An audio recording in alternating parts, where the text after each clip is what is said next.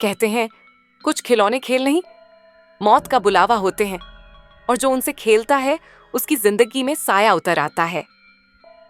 ये कहानी है लखनऊ के इंदिरा नगर की, जहां 2024 में रहने वाली 16 साल की अदिति अपने मम्मी के साथ रहती थी। अदिति पढ़ाई में होशियार थी, लेकिन अपनी मम्मी की तरह उसे भी सुपरनैचुरल चीजों में गहरी दिलचस्पी थी।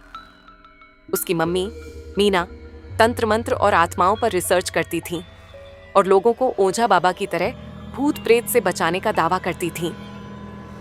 एक दिन मीना एक केस के सिलसिले में झांसी गईं और वहां से अपनी बेटी अदिति के लिए एक पुराना स्पिरिट टॉकिंग बोर्ड लेकर आईं, जिसे गांव के लोग काला बोर्ड कहते थे।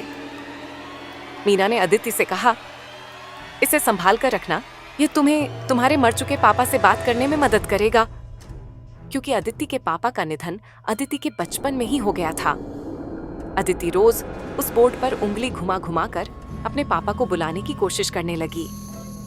कुछ दिनों तक तो सब नॉर्मल रहा, लेकिन धीरे धीरे अदिति का व्यवहार बदलने लगा।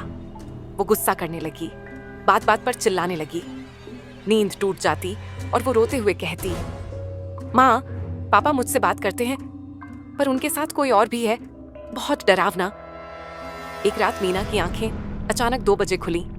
उसने देखा अदिति अपने कमरे में अकेली खड़ी थी और दीवार की तरफ देखकर जोर जोर से हंस रही थी, जैसे कोई उसके सामने खड़ा हो और उसे हंसने पर मजबूर कर रहा हो।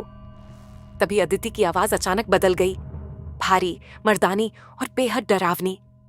मीना घबरा गई, लेकिन उसने सोचा कि अदिति बस डरावना सपना देख रही है। मगर अगले ही दिन घर की दीवारों पर काले रंग से बने अजीब निशान दिखने लगे। रात को घर की लाइट्स अपने आप जल बुझने लगीं और सीढ़ियों से कोई अदृश्य चीज नीचे उतरती हुई सुनाई देने लगी। एक रात मीना ने अदिति के कमरे में झांका तो देखा कि अदिति हवा में लटक रही है, जैसे किसी ने अदृश्य हाथों से उसे गले से पकड़ रखा हो। उसकी आंखें पूरी सफेद और मुंह से झाग निकल रहा था। मीना जैसे ही दौड़कर अदिति के पास पहुंची, तभी अदिति ने अपना सर उसकी ओर घुमाया।